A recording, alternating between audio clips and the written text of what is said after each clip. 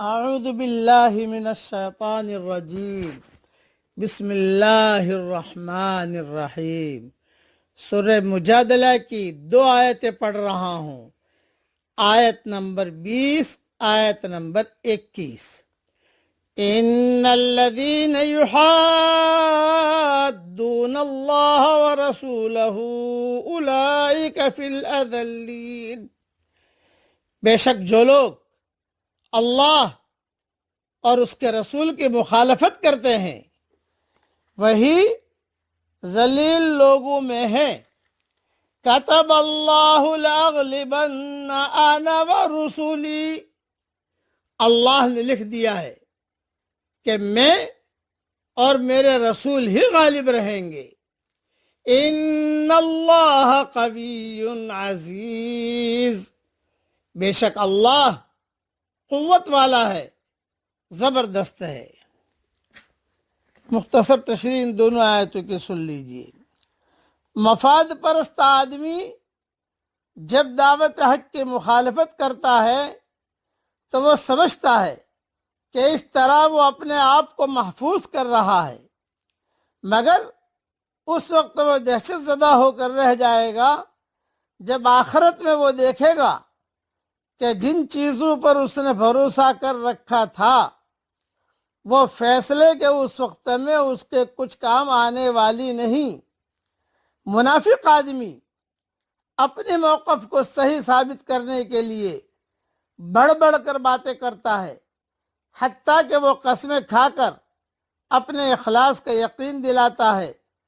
یہ سب کر کے وہ سمجھتا ہے کہ وہ کسی چیز پر ہے، اس نے اپنے حق میں کوئی واقعی بنیاد فراہم کر لی ہے، مگر قیامت کا دھماکہ جب حقیقتوں کو کھولے گا اس وقت وہ جان لے گا کہ یہ محض شیطان کے سکھائے ہوئے جھوٹے الفاظ تھے۔ پھر سے جملہ پڑھ لیتا ہوں کہ قیامت کا دھماکہ جب حقیقتوں کو کھولے گا اس وقت وہ جان لے گا کہ یہ محض شیطان کے سکھائے ہوئے جھوٹے الفاظ تھے جن کو وہ اپنے بے قصور ہونے کا یقینی ثبوت سمجھتا رہا۔ پوری ساری دنیا کے لیے یہ اعلان ہے کہ اللہ تعالیٰ ہی غالب رہے گا، اس کا رسول ہی غالب رہے گا۔ واللہ غالب علی امرہ ولیکن اکثر الناس لا يعلمون۔ اللہ تعالیٰ اپنے معاملے پر غالب ہے لیکن عام طور سے لوگ اسے سمجھتے نہیں ہیں۔ اس لیے ہمیں تو اللہ کی بڑائی کو بولتے رہنا ہے، اللہ کی بڑائی کو سنتے رہنا ہے اور اللہ کی بڑائی کے مذاکرے کرتے رہنا ہے۔ کرنے والا اللہ ہے۔ اب پڑھ لیجئے میرے ساتھ جو پڑھا رہا ہوں۔ اللہم انی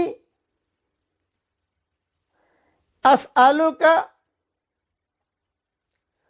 رزقا طیبا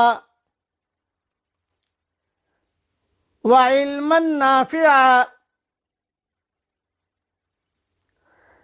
وعملا متقبلا۔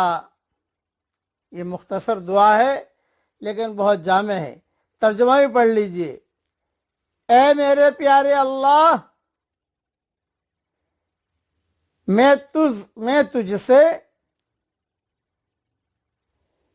پاکیزہ رزق طلب کرتا ہوں اور نفع دینے والا علم طلب کرتا ہوں اور مقبول عمل طلب کرتا ہوں۔ اللہ تعالیٰ یہ دعا ہم سب کے لیے قبول فرمائے، آمین۔ وآخر دعوانا ان الحمد للہ رب العالمین۔